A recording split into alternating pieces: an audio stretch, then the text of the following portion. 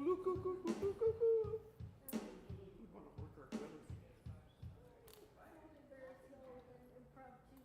watched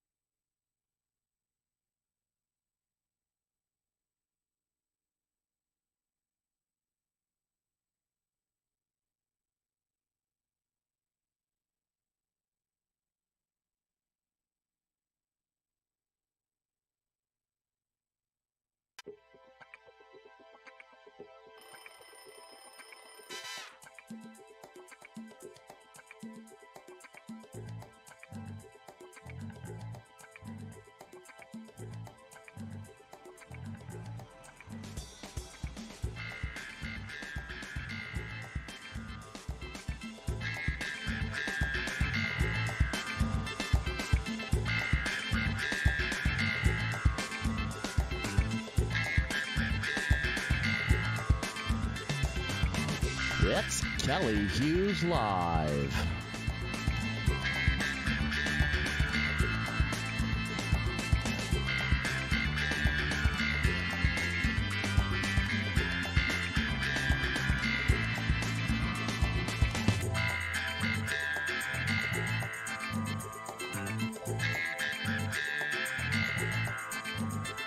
Tonight's guests: community builder Gladiola Kehler, stand-up comic Adam Schwartz,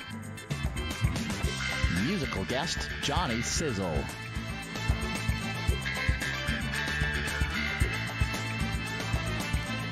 And now, from the historic Valiant Theater in the heart of Winnipeg's greasy tenderloin, it's Kelly Hughes.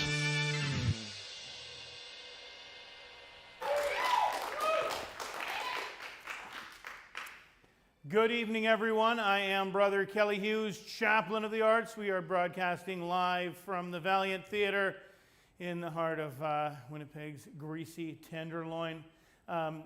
Christian Cassidy, I said something about the greasy tenderloin, and he said that it gave him tingles.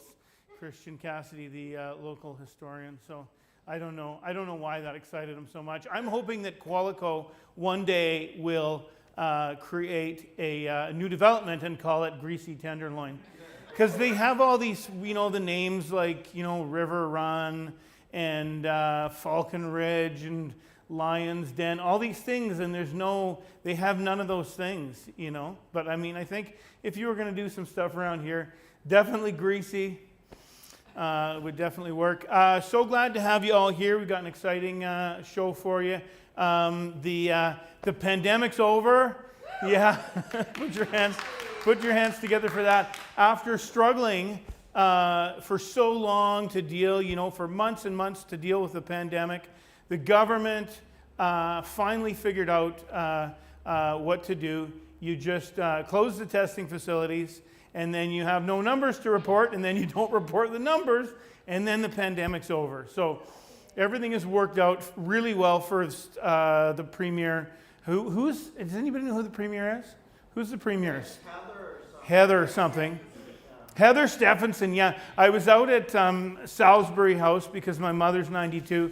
Salisbury House with my mom, my 92-year-old mother, and we see Heather Stephenson on the TV there, and my mom says, "Oh, I knew her parents, and I think she's doing such a great job. I'm going to phone her and tell her what a great job she's doing." And I said, "You know what? I don't think the Premier answers her phone anymore," is my guess. But you go ahead, you give her a call. So the pandemic is over. We've all gone back to our normal things. People are going on trips. People were going to like Mexico in July. People were doing the long delayed, what do you call those things when you get married? A destination wedding. Anybody go to a destination wedding this summer? Anybody get married this summer? Anybody still divorced, still not yet divorced from someone that you probably should be divorced from, but you haven't sorted it out yet? I was not looking at you. I was probably a few more people in the room. We did all our stuff. We had our nice summer. I drove around in my little truck, like you saw in the video, and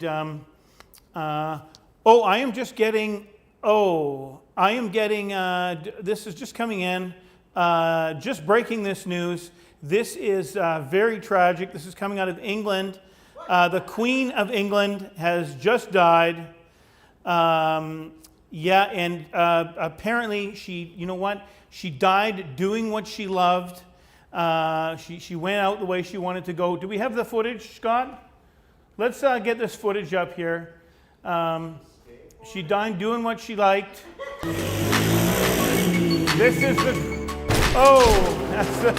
Thank you, Scott. That was the Queen. Died in a horrific motorcycle jump. Just the way that she wanted to go. No, seriously, she was like 100. She just died because she was old. And You're getting ready for the next thing, Scott? Yeah, okay. Don't show it to everybody yet, but due to the fact that, the rest of the royal family is not super popular, there's some different things going on. One of the sons was friends with the guy who didn't kill himself, who was Epstein, yeah. Yeah, one of her sons was pals with Epstein.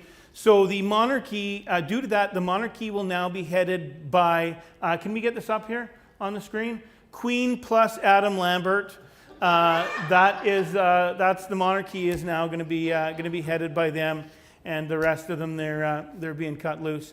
But yeah, so I drive around in my little truck and do my stuff. This actually ramp that I've got here is my piano delivery ramp, and I had to deliver a ramp the other day to Westminster, and I try to avoid Wolseley because it's just one big friggin' bike lane now. Sorry, if you're listening out there, Andrew, I know you love your bike, but it's very hard to deliver a piano when there's a bike lane and, the big curb on it. And so what I actually did was we actually had, and you can't even back up, like I got a really little truck, and I could normally go on the sidewalk, but it's Wolseley, so everybody's got all their stuff growing over the sidewalk.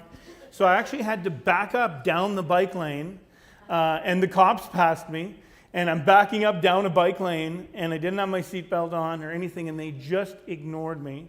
They just kept going, and we had to do that to get the thing out of there. But we had to get out quick, because as we were getting out, there were a bunch of cyclists, and they were coming after us, and they had they had their crocheted slingshots, and they were shooting patchouli at us. It was very, very awful, so we had to get out of there quick. But it's interesting driving the truck because, there are a few people that I think don't quite know that the pandemic is over, or they're kind of feeling like maybe it's still going. Still people catching COVID, and you're like, I mean, come on, that's so 2020, or is that what it was? 2020? I don't even know what year it is now. Some people wearing their masks because they want to be safe. And then there's people that have the mandate freedom things still in their trucks, right? And I mean, it's a little bit like, they're like the guys that, walked around for many years wearing their salmon 1999 Pan Am Games windbreakers, I mean, we're a little bit, what's your problem now with the government, right? But they had all the F Trudeau stuff, and they wanted to use it. And I don't mind saying fuck. It's just that I didn't want to put those two words together because I thought some algorithm might send me, into the dark intellectual. What do they call it? The dark intellectual web. The intellectual dark web. Yeah. Anyway, but so there's still those guys, and when I'm in my little truck. I get people that, I'm sitting at a light, so it's a right-hand drive, so I'm sitting there, and there's always somebody right here, right? And they want to, they're honking at me, they're waving, they roll down their window, and I usually ignore them, and sometimes it just kind of, they're right there, so I roll down my window, and they're like, boy, that thing must get good mileage, right? I'm like, yep, it does. Do you know what kind of mileage does it get? I don't know, man. You don't know? I'm like, I really don't know, honestly. Where'd you get that? Japan. Boy, that must be fun to drive. Yes, it sure is. And you know what? It's a great way to meet guys. And then they're like, thank you very much. We're going to have, that's where everybody was supposed to laugh uproariously. And we did all right, but play something and I'm going to walk over here and clap. Maybe clap. Okay.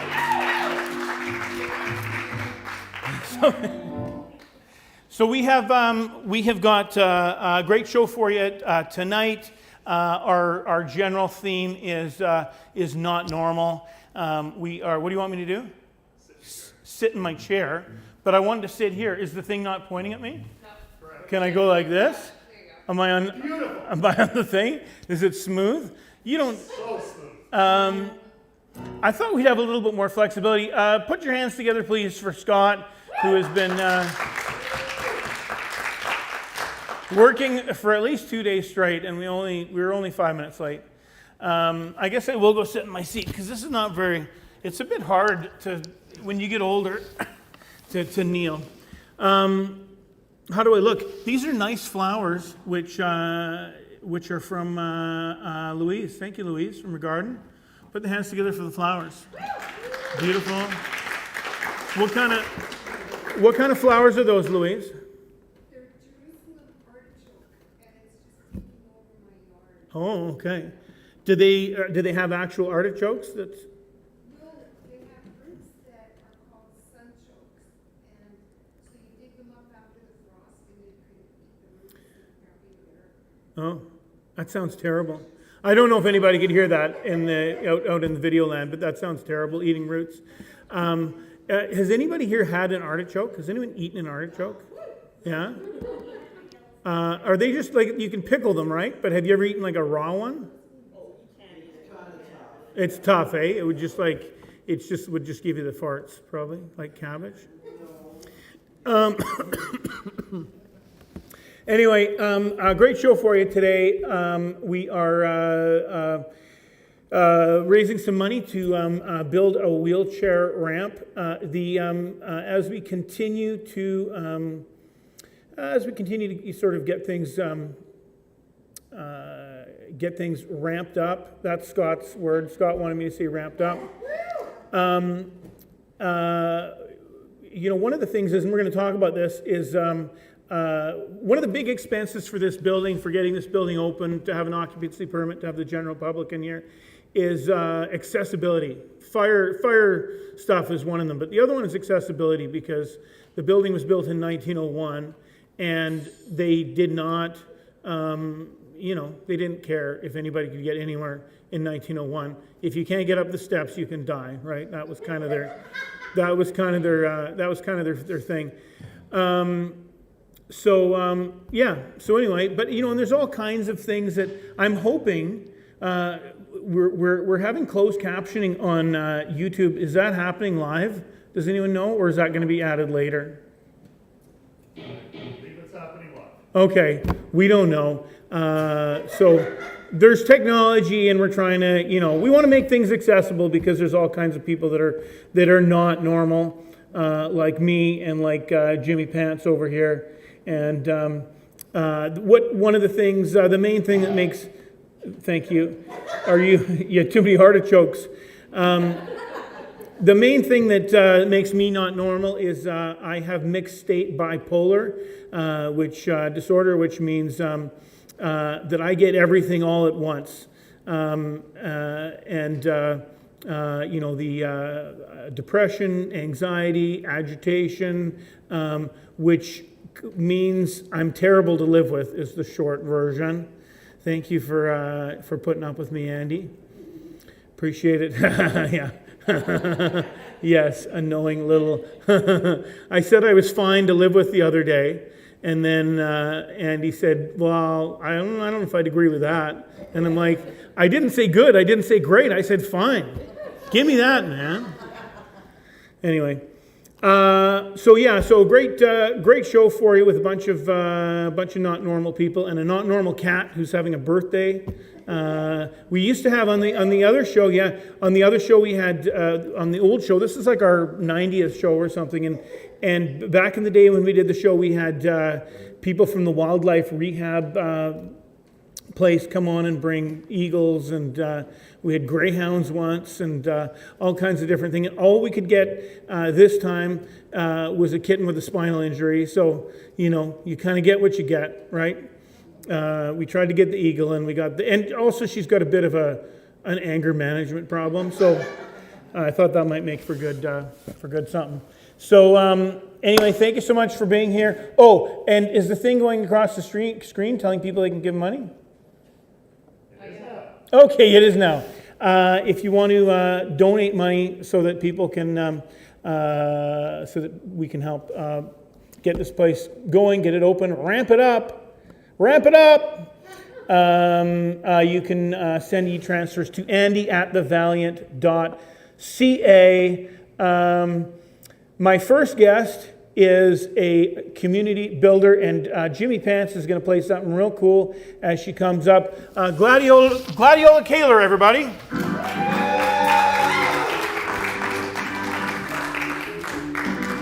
Are you stuck in there?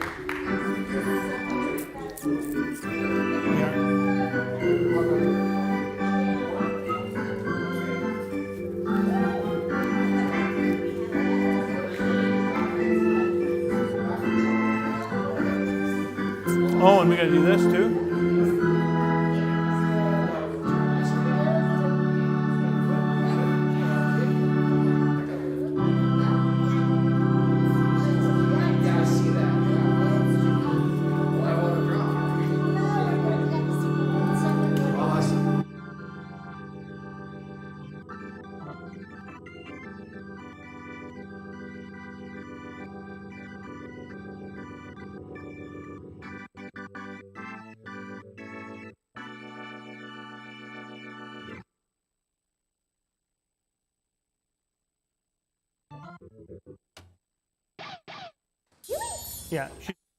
Yeah, don't lose it. So you got us both? Let's give her another round of applause there. Yeah. Even just getting up the stairs was to the stage here was an ordeal. I held my breath. Well, these were okay. This was relatively pedestrian, but getting up those steps is an outside. Yeah, well, we had to. I mean, you had to be hoisted in like a bunch of drywall. So her mic is on and good. I guess we turned on still. Well, that's what I'm asking, That's right? what I This thought, because it's not projecting. So this is. there we go. There we go. That's what. That's. Testing. Oh, Oh wow. yeah. Oh yeah. It works now. So we know what makes you not normal. It's obvious you're a Mennonite. You love schmontvat and Parma sausage. 10-part harmony. And how do you break up a Mennonite wedding? Oh. Drywall's here. Ooh. Got any Mennonites in here? No. Okay. Delayed reaction there. Very, very glad to have you here, Gladiola. You are a long-time supporter of the arts and the things that I've been doing. When we did, we started doing Kelly Hughes Live maybe in 2008 Long time ago. 2009, and it was even worse to get in there Yeah, it was. because it was on like a real serious second floor. Yeah, I remember having to climb up that particular set of stairs when I was there. That was Climbed up the friggin' stairs because she wanted to go see the show. And I mean, that's like, but that's kind of, that's just exemplifies your attitude towards life, doesn't it? It does. Yeah, I don't usually let most of that stuff stop me, although it gets to be harder, I guess, the older you get. Yeah, it's fucking exhausting. Yeah, it's annoying. I didn't sign up for this. Um, I want my money back. what did you sign up for? I don't know. I guess I was just hoping that I would be able to perpetually do what it is I've been doing for however many decades. So we'll see. Was now you have been using a wheelchair all or most of your life? I have, yeah. I was born with cerebral palsy. I was a premature baby, about 3 months. So it's fairly common with preemie babies. I think the stats are 1 in 3. No. Yeah. So no. I said oh. Sorry, not no. It's like what? No, you're wrong. Wrong. Yeah. Let me mansplain preemie stats to you. So yeah, that's the background. A little bit of the background, anyway. This is not going well. Was your family supportive?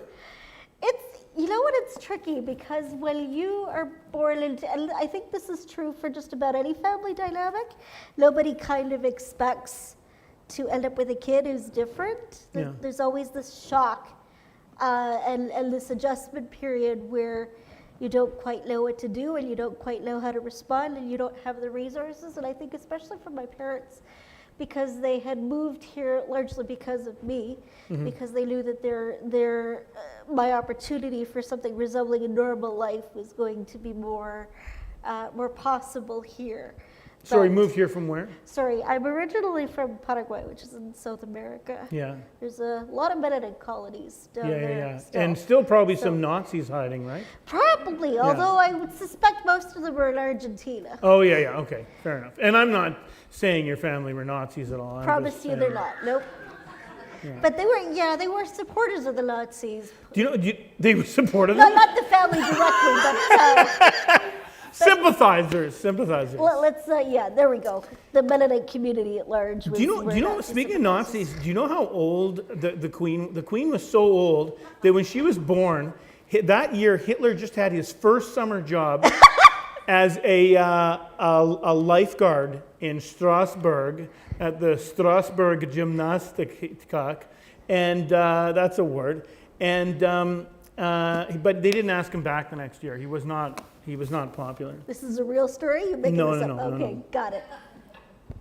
Fake Anyway, news. sorry. So they were supporting the Nazis. I don't know why we're talking about Nazis. You brought it This up. was not how I've expected this to go at all. This is a curveball. Whatever you do, don't mention the war. So they moved from Paraguay They did. to Winnipeg Yeah. to get you a better life. Yeah. To Winnipeg. To Winnipeg. For a better life. Yeah, I know. There's a punchline. Well, it has its moments and it's provided some benefits. It's just a huge adjustment period, though. You go from plus 40 to minus 40. That was not something that they signed up for, I Yeah. think. That took a while to adjust to. Yeah. And then the whole language barrier, and then you don't know, plus you don't know how to access anything or whom Yeah. to talk to or whom to reach out to for help. And so all of that is a learning curve. So it was tough on them. And I think there was always this hope that there would be some magic fix or something that was Yeah. gonna, wave a wand and have it be gone or what have you. So that didn't happen. And I remember at some point, I don't know, some expert, specialist, whatever, something had come to my classroom to give a lecture to the class on my particular condition. And one of the things that this person took pains to reiterate was, oh, there is no cure and you live with this forever. And I just remember at that moment going, and I thinking to myself, do my parents know about this? Because, and I literally came home and I was in tears and I said, will you still accept me the way I am? Is it okay if I don't get better? Yeah. And I think my mother was genuinely in shock because she didn't know that I had sort of been carrying this fear, or that I wasn't going to be accepted in this body. Yeah. So that was tricky. Yeah. Well, I think that the world is set up for normal, right? Yeah. Whatever normal is, that whole, it's because it's a whole range of things, and it's, I was talking about the architecture before. I mean, Yeah. all these, Winnipeg is a city with all this old architecture. I know. This building is 1901, and it's great, and it's beautiful, but it's got 9 friggin' stairs in the front. Yeah. And it's like, one of the things that I do for a living is move pianos, and every time I move a piano and I happen to be moving it into or out of a place that's right at grade, Yeah. I'm like, why isn't every place like this? Yeah. Why do we need all these stairs? Yeah. Yeah. And but they just didn't. That's not how they did anything, and it's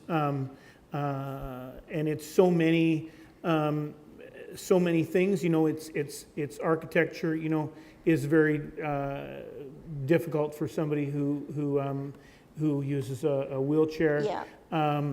But then also there's lots of, we're trying to closed caption this, and I'm hoping that Yeah. it works. I don't know if it's going to come out all garbled or what.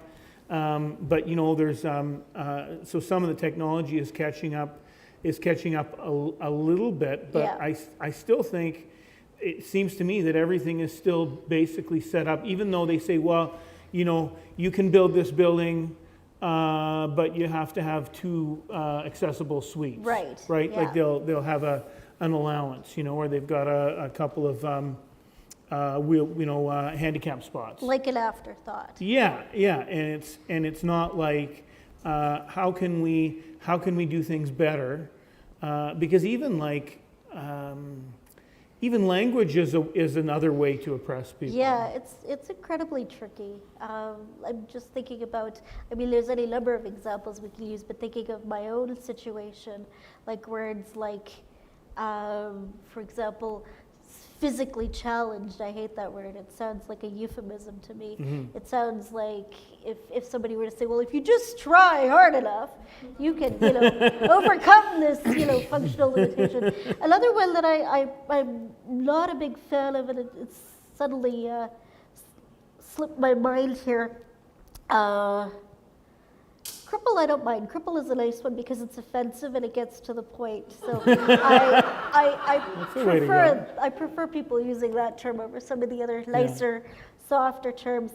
But the confined to wheelchair is an expression of which I am particularly annoyed, because it's like it's very limiting and it's very sort of reductionistic, and I prefer terms like wheelchair user, because then you acknowledge that this is an equipment like everything else is a piece of equipment. Like this thing I'm holding is a piece of equipment that helps me get around. And you're not confined to a microphone.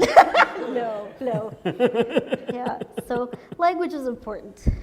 But I wonder, it seems like we.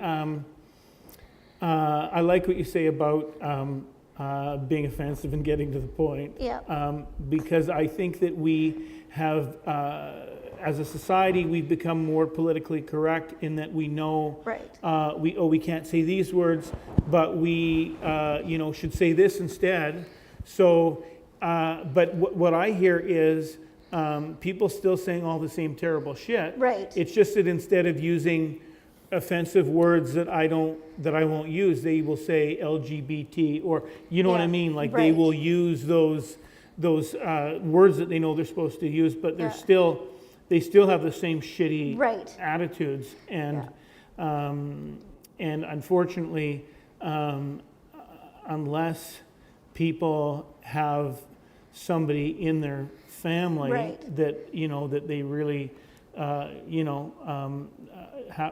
don't want to say, kind of have to deal with like all the time, then they just don't bother figuring it out, because it's not just, a person that might use a wheelchair or a person that might be hearing impaired, or a person that might be blind, or a person that might be, there's all kinds of other, there's all kinds of mental things. There's all kinds of, and then sometimes those things overlap. Like, absolutely. just because you use a wheelchair doesn't mean you're not crazy.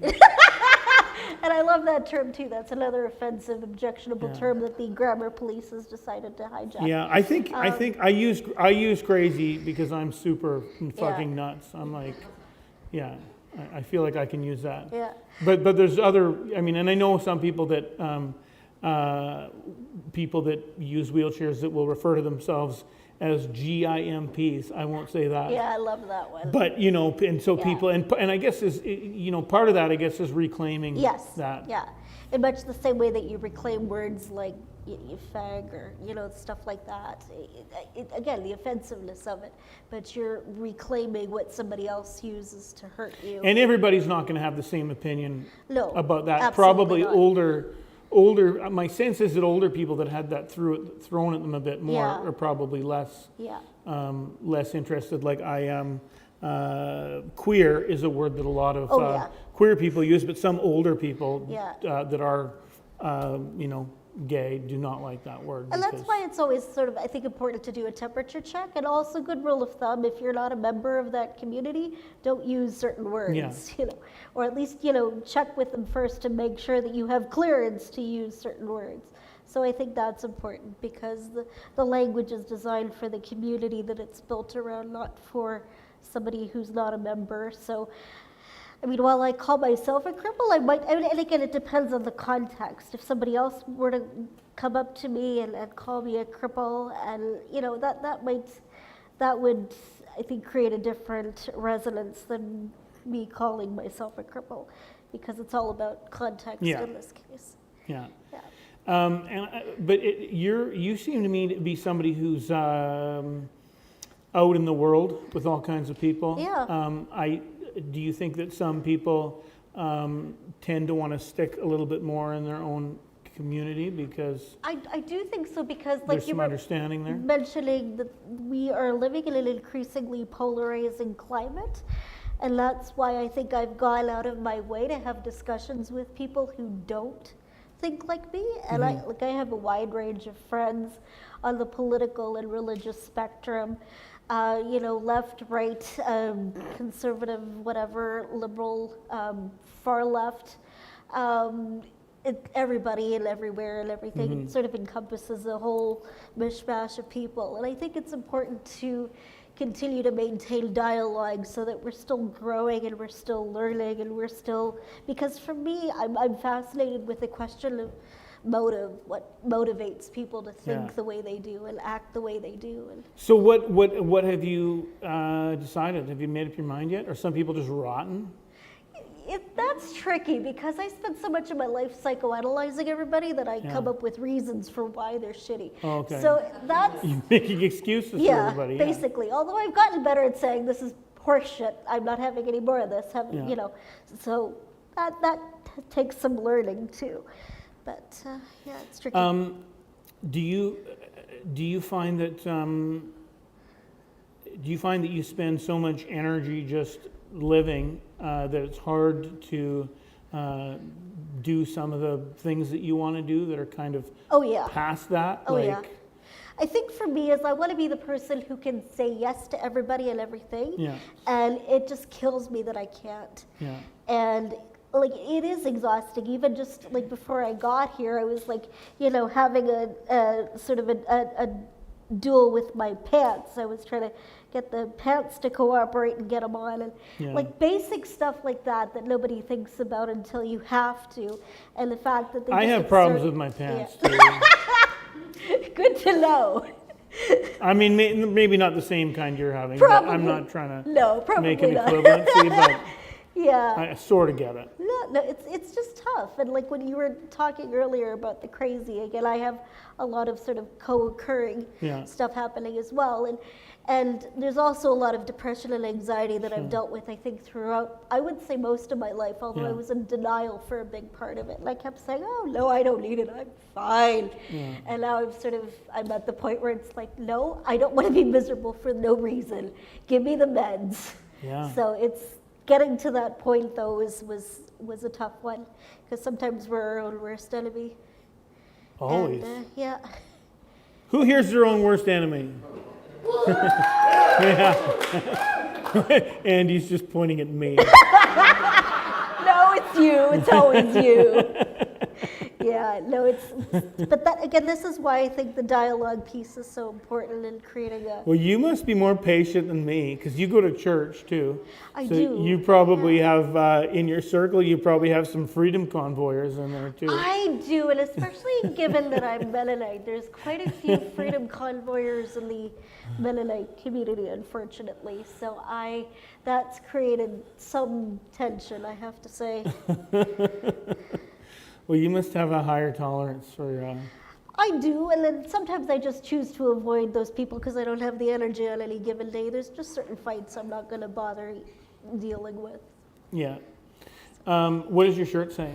It says, got water, Sag Show Lake 40. I got it from the Human Rights Museum gift shop. And wasn't Steve Bell doing that whole big thing a few years ago to build the road for the... Yeah, he was. Yep. Yeah, and they did that. They did. Yeah. And that's a whole other thing about accessibility. People living right next to the water and they can't use it because we've stolen it all. Because it doesn't fit into the master... Or we've rendered it undrinkable. It doesn't fit into the master plan of, of what we're doing. Are you an active voter?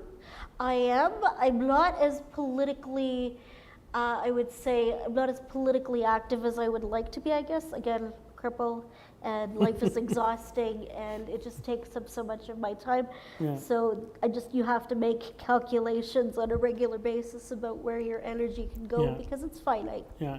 Do you have a recommendation for mayor? I do not currently. It took me forever to figure out that Glen Murray was in the riding, and so I'm not sure at this point whom I would be voting for. I just remember talking to him years ago Yeah. as a student. And I can't even remember what I asked him, but he seemed genuinely engaged and interested in people. So there's that. But beyond that, I don't know too much about any of the other candidates at this point. So I'm going to hold off on giving any opinions. Okay, we'll call you a wash then. Got it. Well, thank you so much for coming. Thank you for eating some tacos. They were good. Thanks so much. I don't know who brought the tacos. Everyone. Aaron did some of it. I did some of it. I bought some of it. Did we run out of guacamole? No, we didn't run out of guacamole. There was a big kerfuffle about whether or not we were gonna, and it was my fault. And Susan brought two. And Susan and Barb are at home. Hi, Susan and Barb. If you're out there, not Susan and Barb, I don't want your money, but everybody else, if you want to help us get the Valiant open next year and make it accessible for folks like Gladiola, and when I say that, there's nobody like Gladiola, but you can. It's coming across the screen still, right? You can do an e-transfer to andy@thevaliant.ca. It's so great to see it. You know, you always, when I had the old bookstore, Aqua Books, you were always such a big supporter. I practically lived there. Yeah, and you know, it was always even actually before we got to our last place too. So I guess that just means that you and I are both old. Fair enough. Yeah. I'll run with that. Those are new glasses, aren't they? I got them online on zinni.com. Yes, that's where all the Do cool you think people they are would getting give their me? glasses Yeah. now. Do you think they would get? Will they sponsor the show? That'd be handy. Yeah. Yeah. Well, thank you so much. Everybody, give a round of applause. Gladiola Kehler. I guess I need to give this thing back. Former Nazi sympathizer. Not for the Nazi sympathizer, just a disclaimer. Still Nazi. Not ever, can never have been a Okay. Nazi sympathizer. Just for Okay.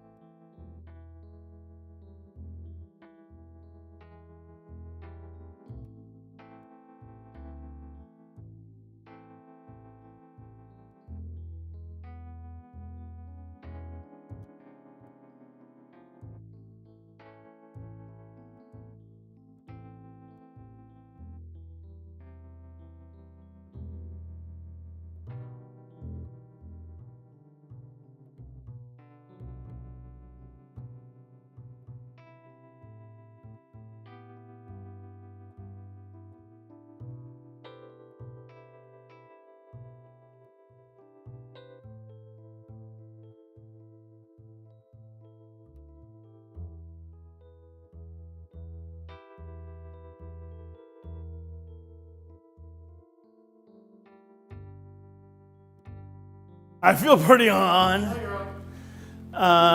We have got. If I sit on this chair, will the thing pick me up? I don't want the mic, but will the camera pick? Am I in camera? Well, thank you so much, Gladiola. Now she's pointing our way. Everything is so complicated. I should check to see if I have any messages. People telling me. Okay. Sometimes people text me during the show and they say, I can't hear anything. I can't see anything. Brad is listening at the back. Everything's good, right, Brad? Yep. Bradley Graybeard says everything is good. I've been told that I'm not supposed to read poetry, my own poetry when I'm on the show, but I'm not good at following instructions. So I'm just going to do it.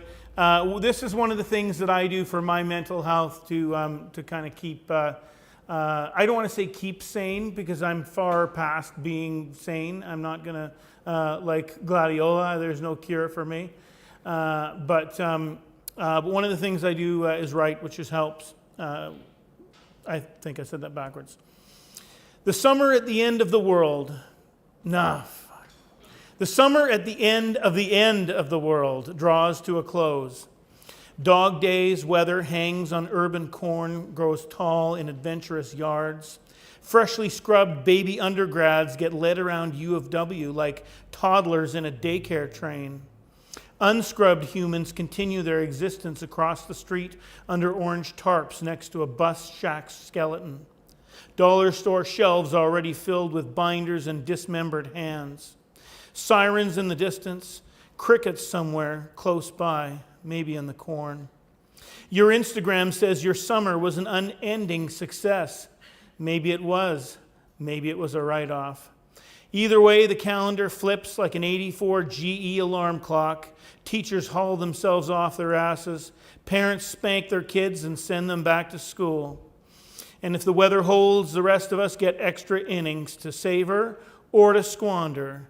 Dealer's choice. Okay, thanks. So, thank you. Is my mic still on? Okay, so it is, am I on can I be seen by the thing here? Okay, so in the last 5 years, my partner and I have fostered 150 animals, and mostly cats. And because there weren't enough in Manitoba, we got a cat from Saskatchewan who is 1 year old today. And who wants to bring that cat up here? We're going to come. We've got a cat cam. We've got a cat cam. Andy, does Andy want to? Andy probably doesn't want to. You coming? Brad. Anyway, we gave her a different name when she got here, but we quickly gave her the name Sharky because she's a bit dangerous. She has a, I don't know, put her down there. I don't know where the camera is. Oh yeah, we got a guy. She's got a spinal injury, which affects her back end, and she is very cute. She's got a lion cut, and she is, where are you going to go? We got the cat cam. So she is very cute. She's wondering why she's on the YouTubes, and you can see she kind of, her back legs work, but she walks a bit funny because she's not quite. Where are you going? You're off the cat cam. Come back in the cat cam.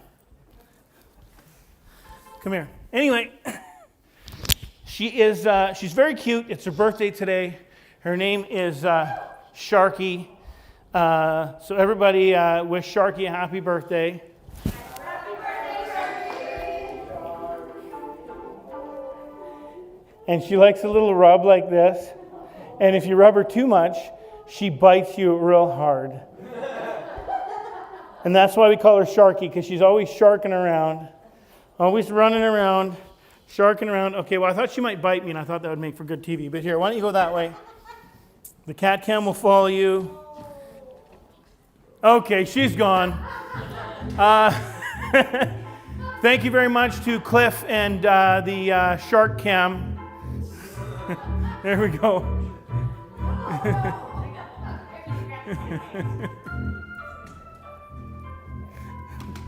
Thank you, Brad. Brad is the wrangler. That's good. Well, that was fun. That was fun. There we go. We're putting her away. Okay. There we go. One of the things that I've been most excited about tonight is somebody who is a legend in punk, a guy who is also a bit nuts himself. Fair enough? Yeah, fair enough. We are doing a whole music festival, mini music festival next weekend, and I'll tell you about that after, called SiZZle Mania. So please put your hands together, give a warm round of applause for Johnny SiZZle.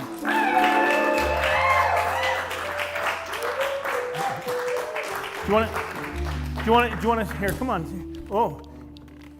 You want to do an interview first, or you want to sit over there? And... Oh, I thought I was playing music. Well, you're going to do, I mean, what do you want to do? Do you want to play a song first? Yeah. Okay. What are we going to hear? Well, Is this mic on? well, since you really like poetry, and I've become a poetry fan just in the last year, Yeah. and I've been into doing things where I go out on the internet and I find poetry, and then I find a guitar chord I like, and I try to make a song with this poem that I found. It's been my thing for the last year. Nice. All right. Here's a poem I found from someone named Frankie Mothman out of Montreal. I think her poem's about leaving the home a bit too soon than you like. You're leaving your parents' home a bit too soon. I bet everyone's had that experience before, right? Where you close off the light to your first apartment and you sleep and you close your eyes, and right before you go to sleep, you're like, what the hell am I going to do tomorrow? I don't know. And it's scary, right? So,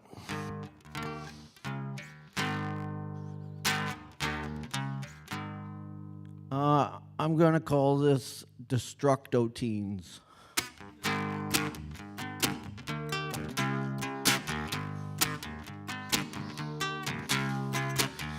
It was hard to graduate.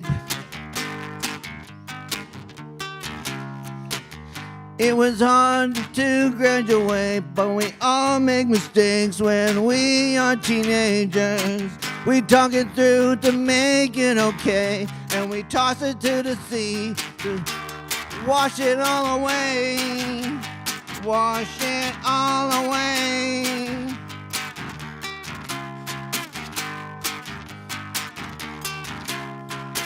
I was too young to rent that apartment. I was too reckless to hold down that job. I was too small to make big decisions. Too small to think for myself. To think for myself.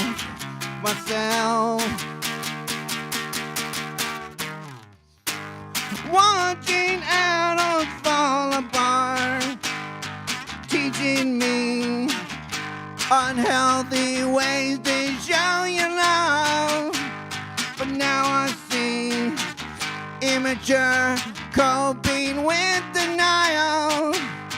Learn to communicate, learn to communicate, learn to communicate.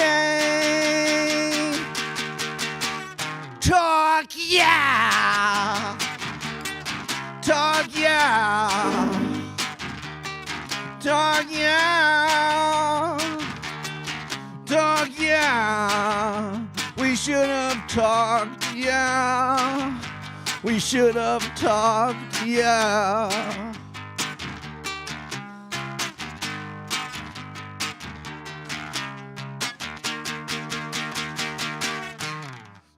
Exes drinking in your childhood home.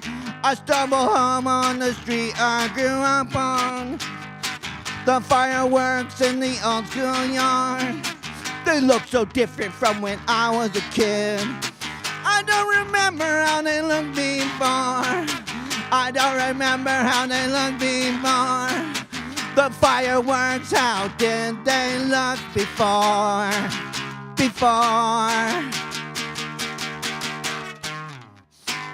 Watching out on Boulevard, teaching me unhealthy ways to show you love. But now I see immature coping with denial. Watching out on Boulevard, teaching me unhealthy ways to show you love. But now I see immature coming with denial. Learn to communicate, learn to communicate, learn to communicate. Talk, yeah.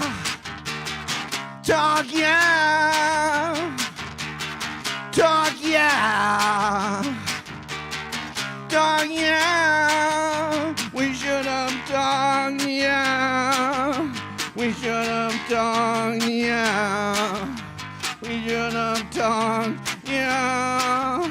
We should have talked, yeah. You're right there. I was right there too. There was no one around. We could have said it to each other.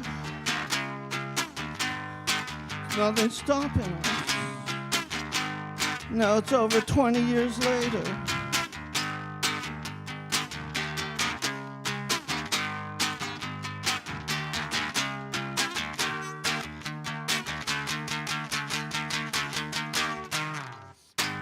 Watching animals fall apart, teaching me unhealthy ways to show you love.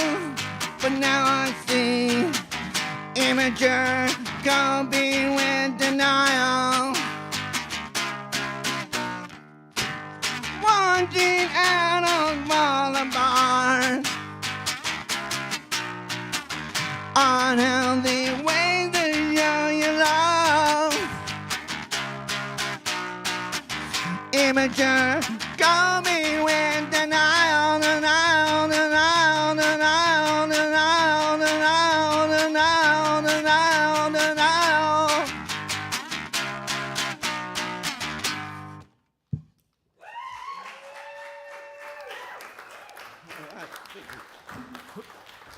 Who here is having their first SiZZle experience? There's nothing more punk than this guy. No, I did so good. Well, here, okay, he's going to turn this on here. Oh, I remember these.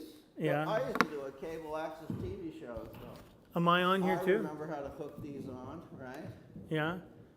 You've done a lot of things. When did you are you growing mutton chops? Yeah, I tried. Yeah. You going to do some reenactment War of 1812 or something or? You know, I'm always good for a role. Yeah. All right. Now, Could you have played the Queen? you know, I would give it a shot. Yeah. I would give it a shot. Now, I'll tell you what. When I do acting, I'm very much like what the director wants. Okay. The director gets. Oh. I'm very much. You like go that. all the way. Okay. I'm very much a worker. Yeah. Type. I'll give a little bit of my input. Yeah. But, you know what As what opposed- they want, they get. As opposed to your music where you just do whatever the fuck you want. Yes. Yeah. Yes. When did you write your first song? It had to be in September of 1991. It was in the back lane behind, it was called the Pyramid back then. It's called the Spectrum Yeah, now. yeah. Or I'm getting it all confused. Yeah. But yeah, I was just goofing off with these guys. There was a band that was loading in. Yeah. I was like a little teenager at the time, and I was like goofing off with them. And I was pretending I was like Axl Rose. Yeah. I was like, wow, wow, wow, wow. You know? Yeah. Sweet child of mine. Like that. Yeah. And yeah, I was just kind of, so I wrote this song called I'm a Nerd. And Yeah, we know that song. and I think you know why I wrote the song? Because I liked punk until punk was starting to be cool. And I started going, I'm not so into punk anymore. Yeah. It's just not the same as what I originally found it, and now it wants to be cool. Yeah. Well, so your life's work has been to make music and to be uncool. Yes. Yes. Ultimate nerd. Now you have mental health stuff that you got going around up there. has that, have you gone through periods where you've written a lot of songs and I some? went through 8 years where I didn't write one song. Wow. Yeah. And that just had to do with what was going on up here? I can't remember. Yeah. I just knew I moved back to Winnipeg. Yeah. And I didn't start taking the pills for schizophrenia until like 2012, Yeah. 2000, or maybe 2009. Yeah. Yeah.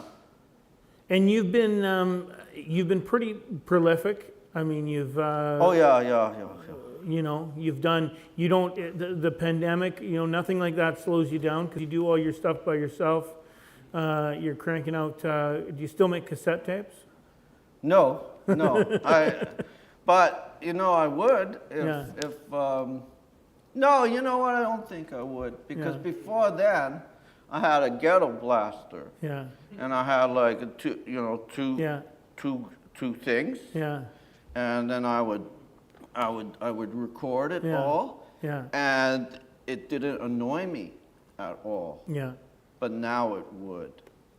It would annoy you. Oh yes. How come? Because I'm having to listen to my voice over and over and over again.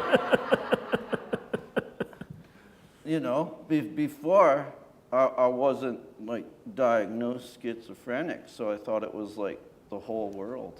Oh. So it was important to me. Yeah. Yeah. So has it changed? When were you diagnosed? 2009. So has that? I mean, did that change the way that you write music? No, not really. Yeah. No, I don't think so. Other than I don't really entertain dark-heartedness. Yeah. You're goodness and light. You're all goodness and light. Well, not completely, but I don't write anything where I'm advocating darkness. Yeah.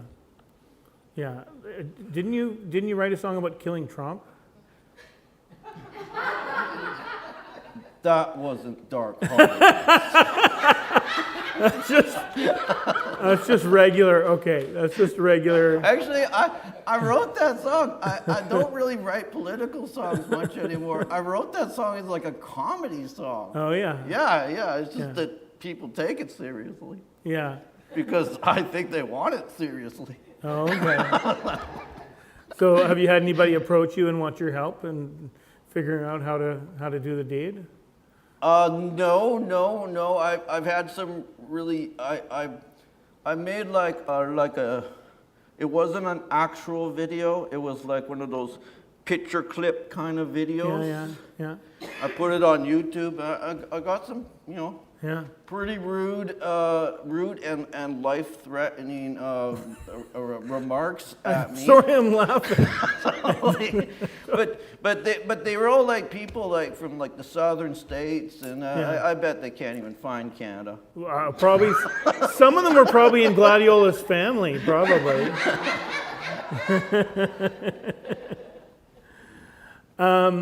So you are what kind of thing? So now you're interested in poetry, and you're interested in taking what somebody else has written and turning that into a song. Yeah, it's quite the challenge because it's somebody who doesn't have like musical experience and Yeah. everything like that, and then like here I am taking these words Yeah. and finding a way to use the right chords. And like, hey, I'm no Eddie Van Halen or anything like that, but No, he's dead. yeah.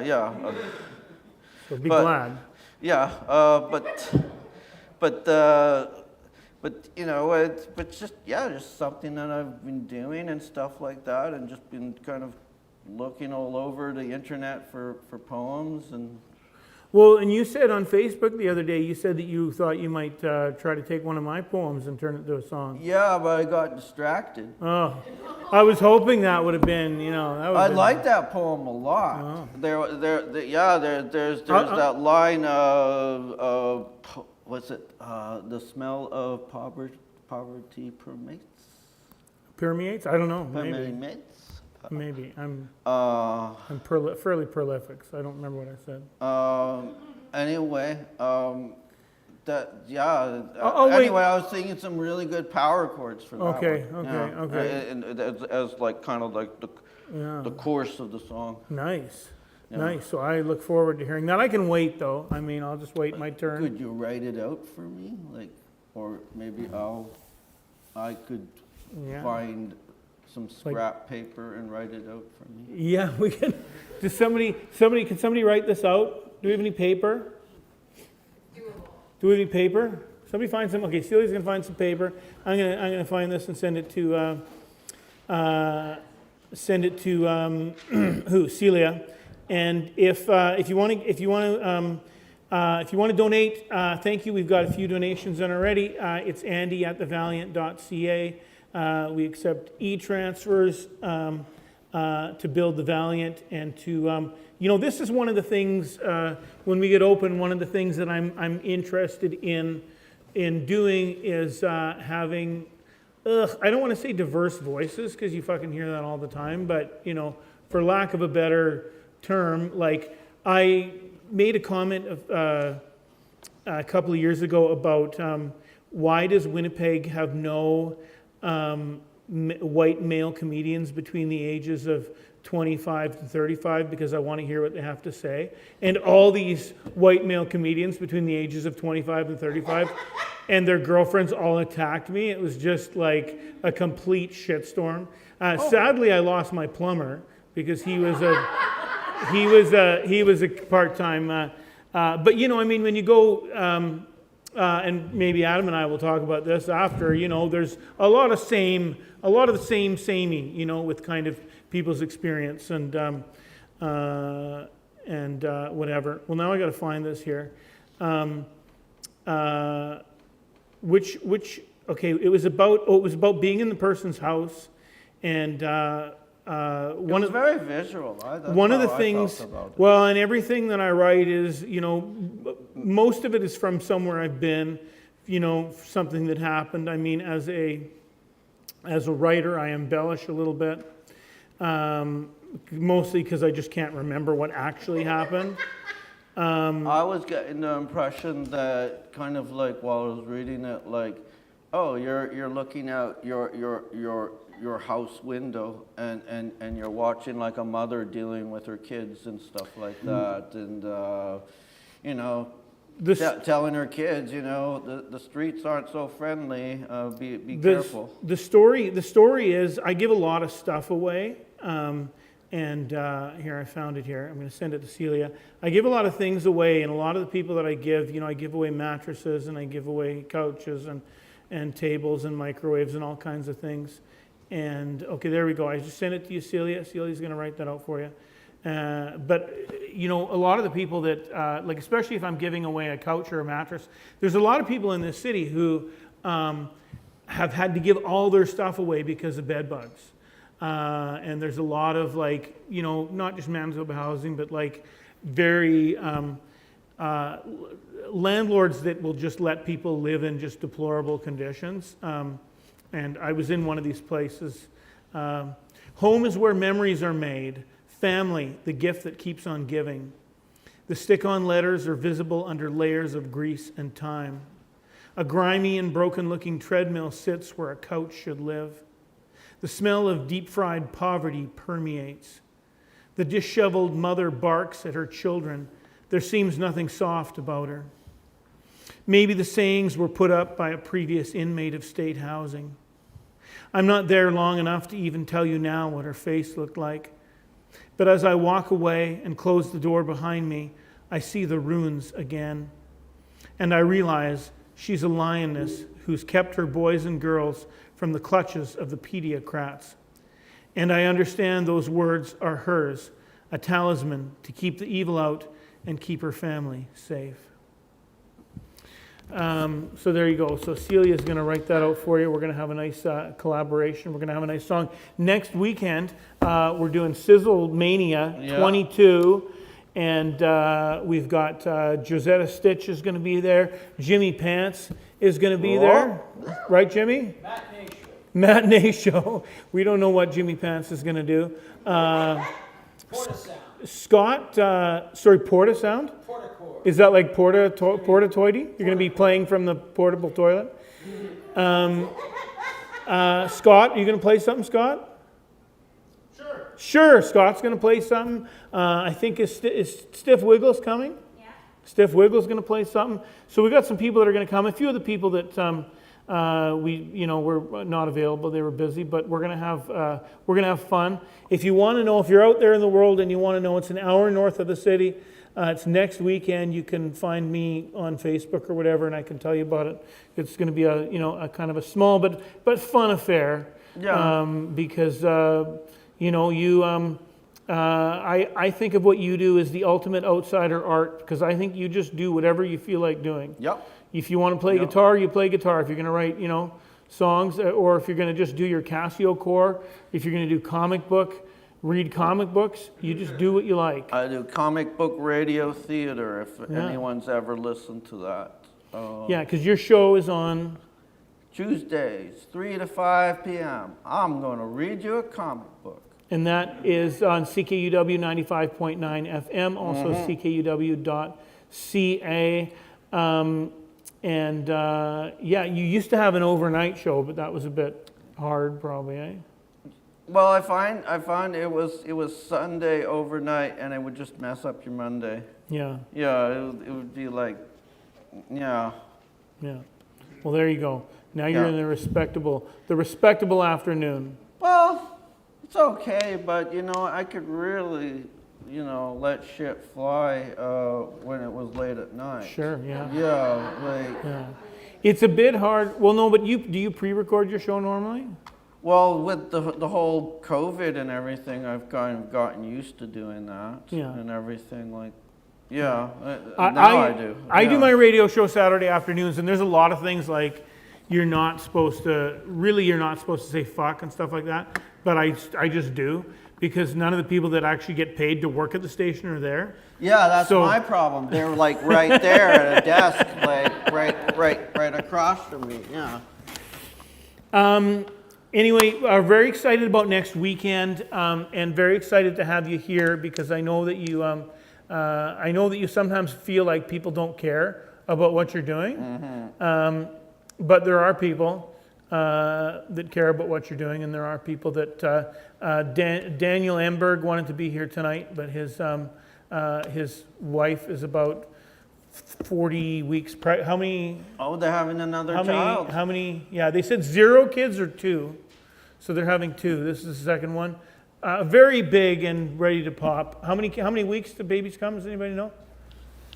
Alexa, how many weeks does a baby come? How many weeks does it take for a baby to come? This might answer your question. A baby is 37 to 38 weeks old.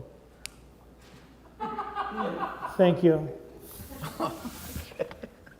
Nobody knew. I had to ask Alexa. Alexa, who is Johnny SiZZle? Here's something I found on the web.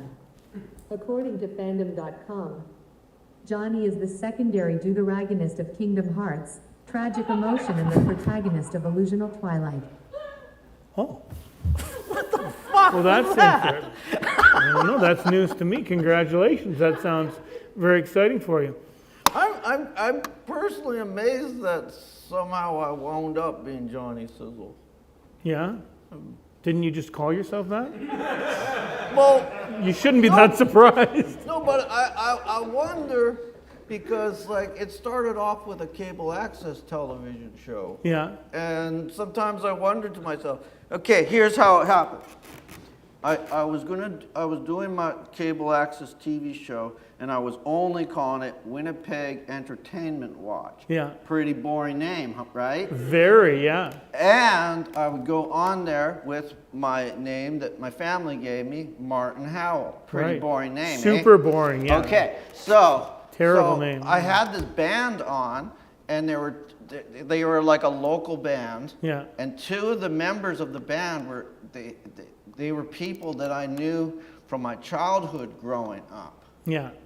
Okay, and I didn't really know anything about punk very much at all. I just knew, and I had it in my head that punk only came from Los Angeles and London and New York City and stuff like that. And then here's this band I have on. 2 people are in it that I know from my childhood, and they're using stage names to go on TV. And I'm like, well, why can't I do that? And then so I think about it all the time, from that 5-minute mark of going from like the television station like green room to up into like their control room. And I walked in there and I said, that's it. We're changing everything. The show's name's different. I'm going to call myself Johnny SiZZle. Wow. And then I went, and now, that would be like September of 1990. And well, that's and but it makes me wonder, what if in that 5 minutes I just thought, these old friends of mine, complete nonsense. I'm just gonna use my name. They can go on their own little trip. Or what if you'd given yourself a dumb name like Jimmy Pants? Right? Yeah. I had no say in that. Oh, sorry, that's your given name. Sorry. But it makes me wonder if my life would go completely different and stuff like that if I didn't in that little 5-minute span. If I decided not to have a stage name. It seems hard to believe that would change your life either way, but anyway. Oh. It's something that I have to think about. Something you every think once about. in a while. Something you think about. Yeah. Something you think about. Do you want to play another song for us? You know what? I've been wanting to do something lately. Okay. Taking this off. He's been wanting to do something lately. There I am, fooling with Johnny SiZZle's pants.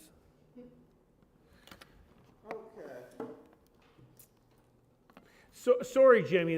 Sorry about the drive-by, man. That was, I get it all the time. Okay. No, I'll sit it down. Okay. You know what? I got this cigarette pack in my pocket, and it's bugging me. Okay. Are there any people who are fans of another Montrealer named Leonard Cohen? Well, you won't be a fan of me once I'm done. I've decided to do a cover of his. It's from his Death of a Ladies' Man album, late 1970s. It's in his New Yorker coked out days. The song is called I Left a Woman Waiting.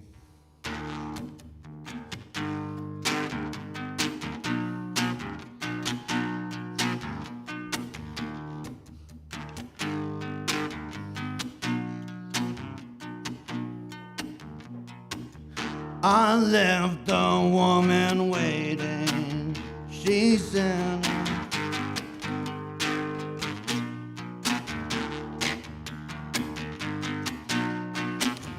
I left a woman waiting, I met her sometime later. She said, I see the dead in your eyes, I see your eyes are dead. What happened to my lover? What happened to your lover? It happened to your lover. It happened to me. To me. To me.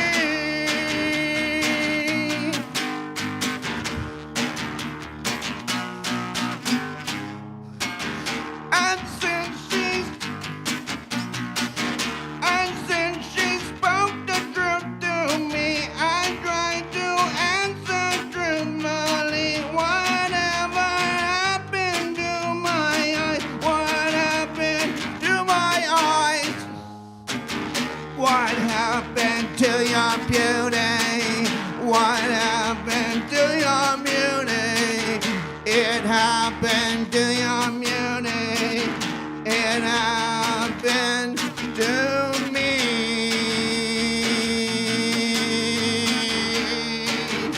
It happened, it happened, it happened.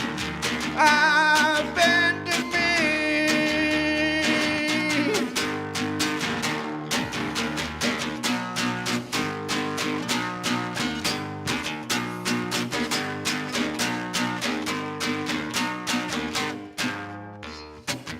We took each other to someone's bed, and there we fell together, as quick as dogs and truly dead. We were as free as running water. We were as free as running water. We were as free as running water. We were as free as you and me. What happened to my lover? What happened to you, lover? It happened to you, lover. It happened to me.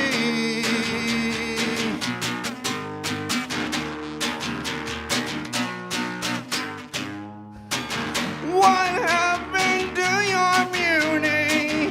It happened to your beauty. What happened to your beauty? It happened to me. It happened, happened, happened, happened, happened to me.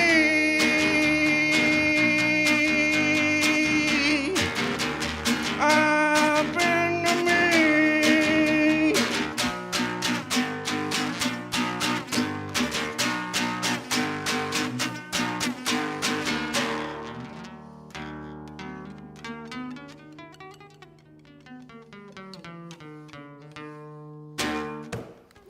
Johnny SiZZle, everybody. Okay. Martin, I'm going to kick you off stage, and then we're going to have somebody else, and then we're going to pretend that we're going to have like an encore. You know what I mean? Would you like me to do another song? Yeah, but we're going to wait. We're going to do it. We're going to be like, we're going to like beg you to come back. You know what I mean? The fake, you know, like beg you to come back. You know what I'm talking about, but not right now. No, it sounds more dramatic and for television. Yeah, so you go away. Johnny SiZZle, everybody. Okay, he's gonna go. We're gonna beg him to come back later.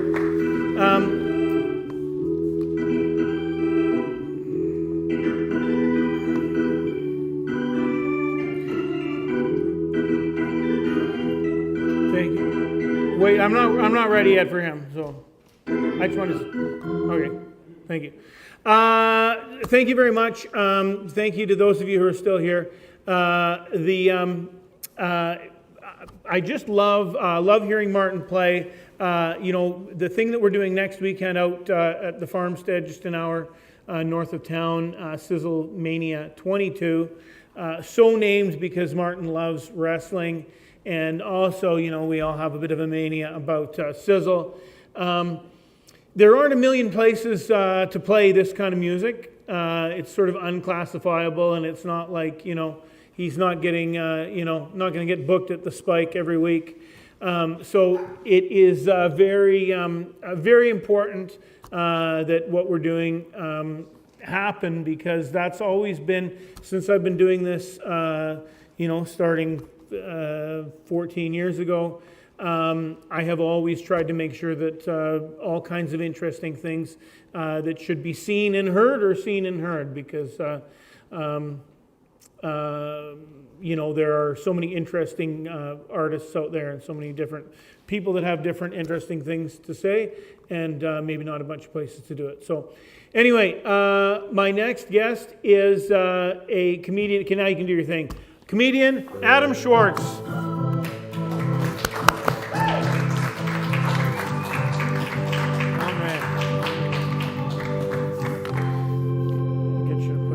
You got to turn it on at the bottom there. I think it is not on.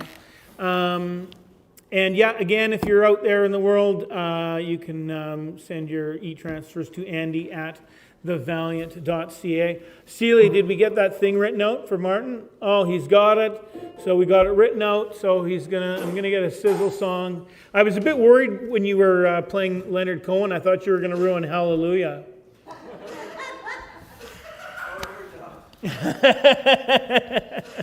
Did we get it on there? I don't think it's switched off. Okay, here, let me do it here. I think it's just a. There, let me do it. Oh, it's attached to you. He wants me to go right in there, and okay, there we go. You always get that one guest that wants you to go right in for the crotch. That's all right. Very happy to have. Shot. Can you hear him? I think his thing is upside down. His mic. It's fine. Okay. I'm sure the Pants are very proud of Marty. I mean, Mr. Pants and Mrs. Pants. Yeah. Jimmy's parents. Yeah, all the pants. The Pants parents are very proud of you. I think the Pants parents are very proud of you. Mrs. Pants and Mr. Pants and little Pants. I would make it this far. He thought he'd only get to be third banana. I thought you were going to call me up and be like, Kind of a studio band. What'd you think? I thought you were going to call me up and be like, so this next comedian is lacking in the social skills area. Oh, no, I mean, you can tell us that yourself. Actually, you just did. Well, apparently. Well, you describe yourself as being neurodivergent, right? Neurodiverse? Neurodiverse. Oh, sorry, I'm thinking of that's a teen movie. Neurodivergent, isn't that a teen movie?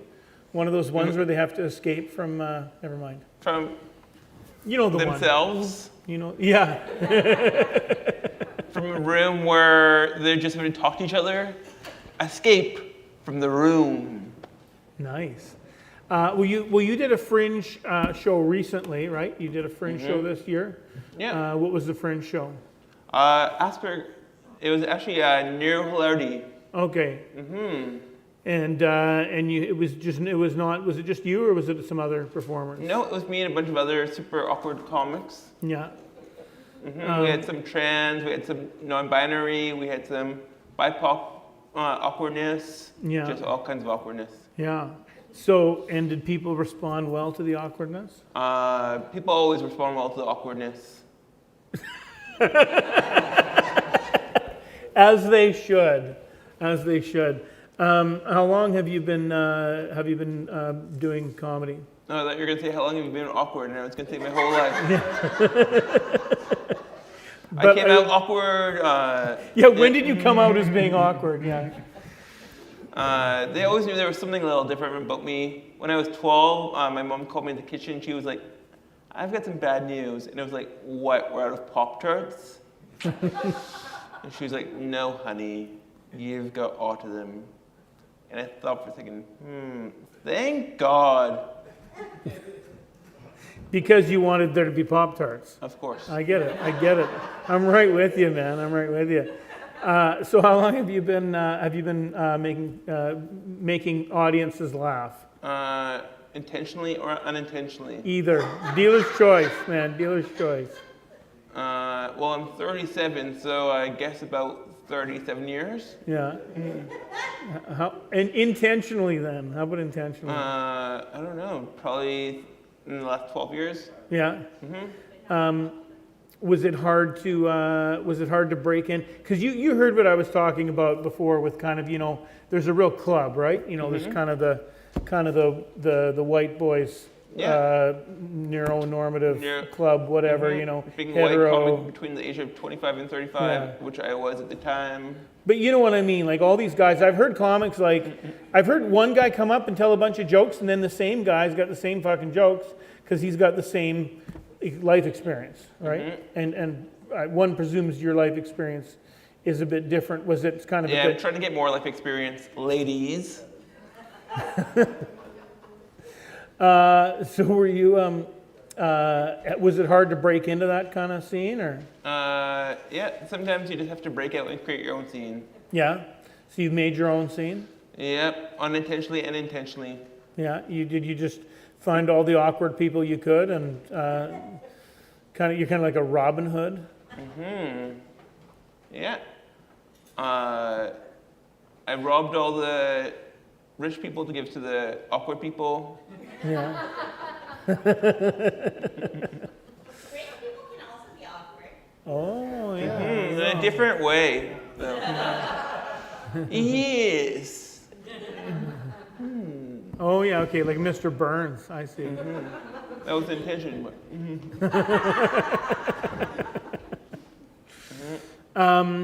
What do you have coming up?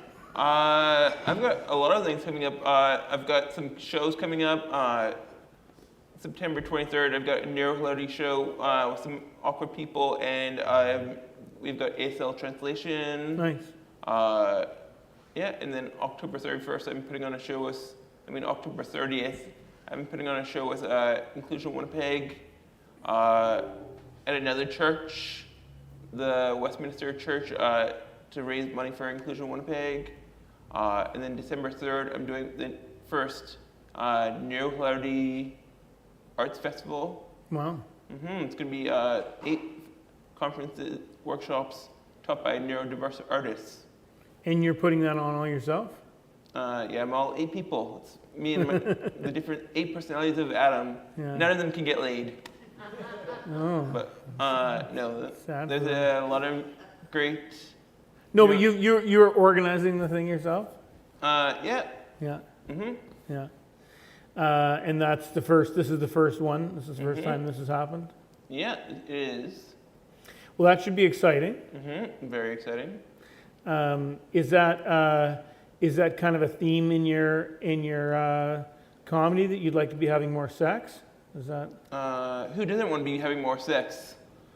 I don't know. Somebody that's having too much sex, I guess. I don't know. I would ask the question of somebody in this room, but it seems a bit, Is anyone here having too much sex? Very quiet. It's very their quiet. Sex schedule's all booked up. It's very quiet. It's very quiet. Maybe we should talk about Nazis again. People sure laughed at that. Nobody wants to talk about sex.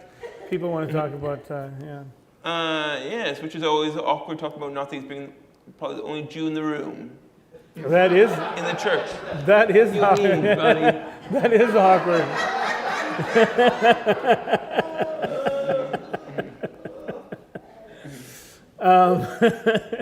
Where does your comedy come from? What things do you think are funny? Everything's funny. Everything, yeah. When you're awkward, or just everything's funny for everybody?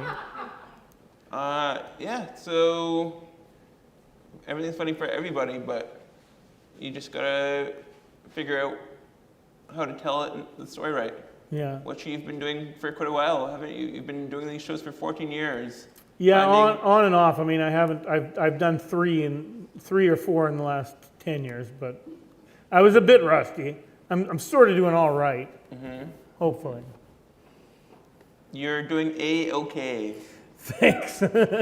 2 thumbs up. I hope you give me a good Yelp review.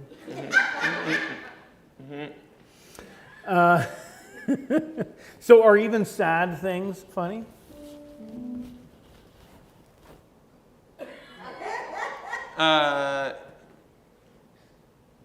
Given enough time. Okay, yeah. Enough space. Sure. Well, people were making jokes about the Queen, and I didn't want to say too much about it because the best one I saw was the one about how it means that we can finally leave our elbows on the table. Oh yeah. Okay. Yeah. Yeah. That's a good clean joke. Good clean Queen joke. Are you a clean comic, or are you all over the place? I'm not as cheeky as the Queen. Yeah. But yeah, I'm working on a show for high schools, which is supposed to be squeaky clean. Yeah. Which is tough. Yeah. Has anyone ever told you look like Mr. Clean? Yeah. That's what I'm going. That's what I'm going for. That's exactly what I was going for. I mean, he's great. He's He was one of the sex symbols of our time. Yeah, absolutely. Thank you. Yeah. You wouldn't. Mr. Clean's having too much sex. I'll tell you that.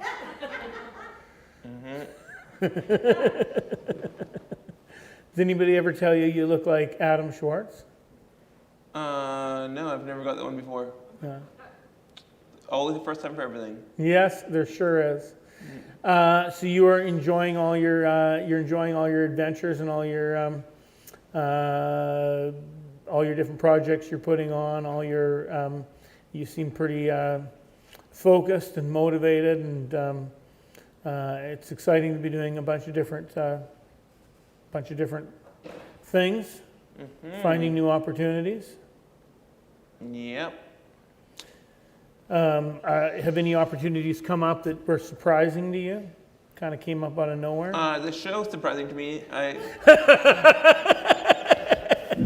You just contacted me like on Wednesday and you were like, hey, do you want to do the show? I was like, who is Kelly? And I was like, I'm down for everything. You never know what will improve your sex life. Oh yeah, there we go. There it is. Well, I don't know that. I'm not sure that tonight will, but I mean, I guess. I mean, we're performing in front of a whole bunch of people on TV, YouTube TV. So yeah, okay. Now that we're TV celebrities. Yeah, yeah, we are TV celebrities. Did you want to give out your phone number or something? I don't. Maybe I don't. No, I don't know if that's a good idea. To look me up. You'll have to look him up on Facebook, Adam Schwartz with a Z. Yeah, I don't really think you should give out your phone number on. I shouldn't have suggested that. Yeah, I don't think anyone was going to actually do it. So I think you're on that front. Do you like to talk on the phone or do you like to text? Yeah, I'm super awkward 99% of the time. Like, yeah. I'm only good on stage. I'm not even good at making small talk. So that's a big problem where it's like, oh, that guy was super awesome on stage. Let's go talk to him afterwards. Oh, he's super awkward and not in a good way anymore. No, so they're always a bit disappointed. So you should just stay up on stage. There's an idea. So your next, tell me what's your next show? Your next show. September 23rd. September 23rd, which is McDermott. Alexa, what's the date today? The date, the 9th. So that's Today in 2 is weeks. Friday, 9th of September. By the way, you can also ask me, what happened today in history? Sorry. What happened today in history? Alexa, what happened today in history? On September 9th, 1914, World War I, the creation of the Canadian Automobile Machine Gun Brigade, the first fully mechanized unit in the British Army. Oh, thanks. Nice. So anyway, so that is 2 weeks tonight, and it is, tell me what it is again? It's a bunch of awkward stand-up comedians. It's called Narrow Hilarity. It's awkward guys and gals. Yeah. Yeah. And maybe awkward non-binary folks too? Unfortunately, there's no awkward non-binary folks in the show. Just guys and gals. And that's, where is that happening? We drawn into McDermott. Yeah. And that is going to be, who's on that gig? Me, Scott K, Going Green, which is a really awesome rap group, was made up of Quinn and Kane Green. Yeah.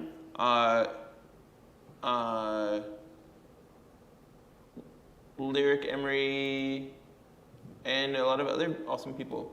Excellent. Great. Well, that sounds like fun. Well, people should definitely check that out. Thank you so much, Adam, for coming on such short notice. We appreciate that. Check out Adam Schwartz in 2 weeks at Wee Johnny's. Put your hands together for Adam Schwartz, please. Nice music there. Awesome. Thank you so much, Adam. Thank you very much, awkward Adam Schwartz. The show is almost over. Should we beg Johnny SiZZle to come back up and do another song? Let's have another Johnny SiZZle song. We love Johnny SiZZle. Nobody more punk. The man who does what he wants to do. And join us next weekend live out in, it's not going to be live streamed, out in northeast of the city an hour. It's going to be SiZZle Mania 22. Message me find me on Facebook or Instagram or whatever, and I will give you details, and you can come check that out, because that's a fun weekend. There's going to be some more poetry, there's going to be music, there's going to be a live radio play, I think. There's going to be shitting in a bucket. You don't have the outhouse anymore. We do have the outhouse, but the outhouse, I hate to tell you, is just a bucket. It's just a fancy bucket. It's the outhouse is a toilet seat that's sitting on a bucket, and the bucket has a very heavy-duty garbage can. And then at the end of the weekend, everybody leaves and they say, thanks, I had a great time. And then I tie the bag up, I put it in another bag, and then I strap it to my roof because I can't carry it in the car with me because it's so fucking disgusting. I'm just carrying, then I'm carrying everybody's shit with me. And then right behind us there's a big dumpster. I just throw it in the dumpster. And all these people dig through this dumpster looking for stuff, and I'm like, I hope nobody digs through the bag of shit, because they're just going to find shit. It's terrible. It's not a good system. It's not a good system, but it's mine. What we need is to dig a hole. We need to dig a big hole and have a sewer thing and whatever. But anyway, I just told you what we did. I'm sorry, everybody. There's worse things at the dump than your shit, you know. Okay, I just drank some brandy and I really need to pee, so let's get this thing over with. Okay, this is a poem I found online by an Anglican priest out of Oxford, England. His name is J. Holmes. And he wrote a poem about how he thinks gay people should take part in the church, and not just in the services, but in every single part of the community, even what he does himself. And when I really looked at the poem, I thought to myself, what I'm really seeing here is, if you're an individual and you're interested in something and you want to take part in that community, you should do it anyway, no matter who you are as an individual. So, I don't know, it connected with me. And I was playing these power chords right in front of my computer. And it was time to rip.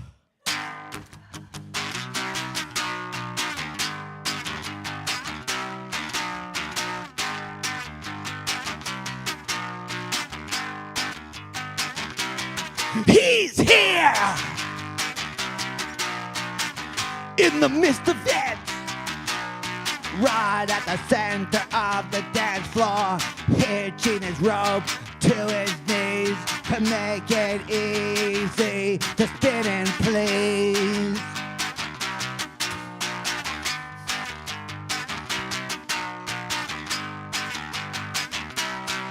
At some point in the evening, a boy will touch his hem, the hem of his robe, his holy, holy robe, and he'll beg to be healed.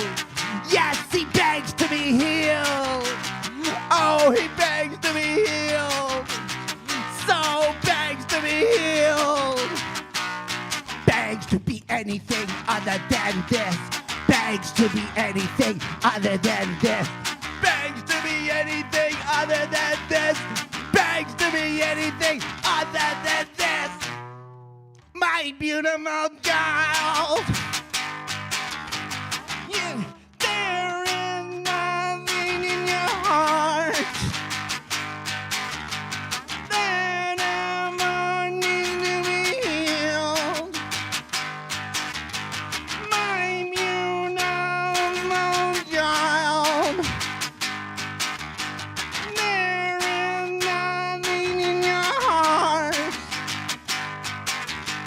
that ever needs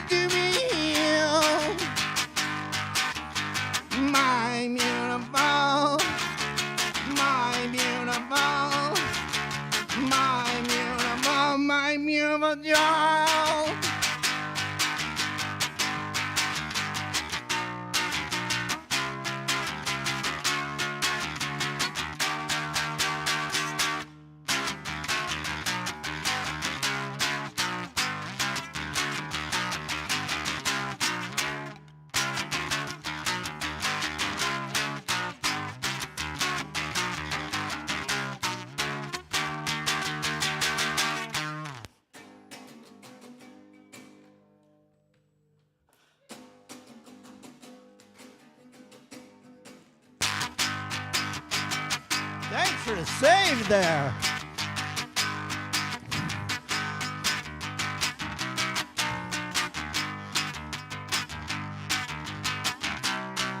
At some point past midnight, phone weary from the dance floor, he'll cup the boy's face in his loving hands, and he will beg to be healed. No, he don't beg to be healed. He won't beg to be healed. He don't beg to be healed. He don't beg to be anything other than this. He don't beg to be anything other than this. He won't beg to be anything other than this. He won't beg to be anything other than this. My beautiful child, there is nothing in your heart that ever needs to be healed. My beautiful child, there is nothing in your heart that ever needs to be healed. My beautiful, my beautiful, my beautiful, my beautiful child.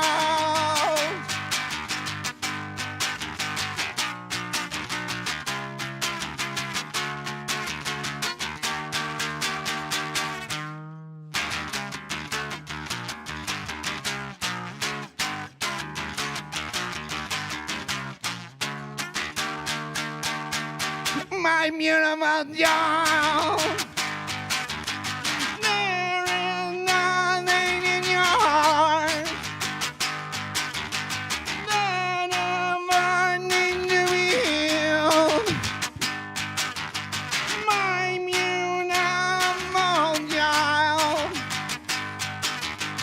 there is nothing in your heart that ever needs to be healed.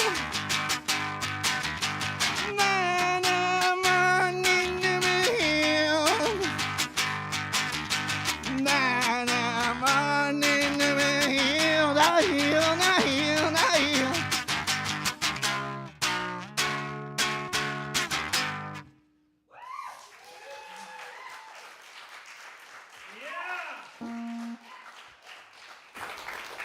Johnny SiZZle, everybody. And I got to say, that was, thank you so much, Martin. Thanks, Martin. That, I got to say, was the best altar call ever happened up on this stage in 121 fucking years. Thank you so much. Join us next weekend outside of the city, SiZZle Mania 22. If you want to know about that, message me. Thank you so much to my other guests, Reformed Nazi sympathizer Gladiola Kehler, awkward and lonely comic Adam Schwartz. Thank you very much to Mr. Jimmy Pants for doing this business over here. Colin and Cliff, not quite sure what they did, but thank you. Scott, who seemed to, Scott did so many things, and I don't understand really what any of them were, and you know, I thank you. It wouldn't happen without Scott because he's sort of a one-man whatever. And thank you to Aaron and Andy and Susan, whoever did the food stuff. I had to go shopping for some of it. I can't really thank myself. Thank you to our cat wrangler, Graybeard. Thank you. Celia, thank you so much for the poster. Celia always does the poster. And then she wrote out all those lyrics for Martin. Martin is not in the room right now, but you missed it, but he spit. I don't think anyone has ever spit off the stage here. That I just could kind of, yeah, it was anyway. I'm still. Oh yes, thank you, Stiff Wiggle, who does the opening for the show, which is a lot of fun. And thanks to all of you out there. You can still donate even anytime. Andy at thevaliant.ca. and we will put the money in the kitty for building the wheelchair ramp so that we can get all kinds of people in the building who want to come in. And yeah, thank you to all of you out there. Thanks to the audience here. If you're in the audience, I didn't thank you. Thank you. But thank you to you out there because you are why this all happens. This is why we're doing this. Valiant forever. Art will save us all. Thank you so much. Good night.